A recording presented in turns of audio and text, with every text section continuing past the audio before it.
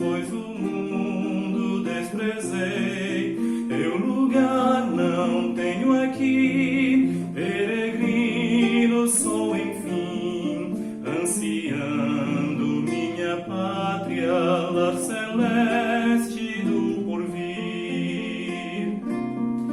Tantas são as testemunhas que esperaram no Senhor, aguardando as promessas e a pátria superior.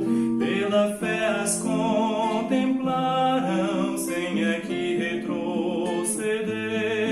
Bem de longe as saudaram, sem a fé desvanecer.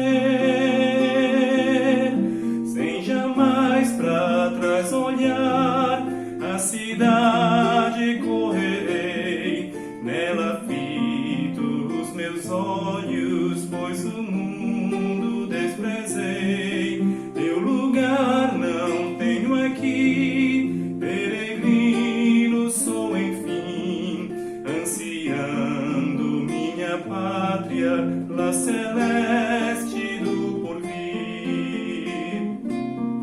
Sem desanimar prossigo, contemplando o galardão que o Senhor tem prometido ao que anda em retidão. Os prazeres transitórios não se podem comparar com a alegria eterna que provém daquele lar.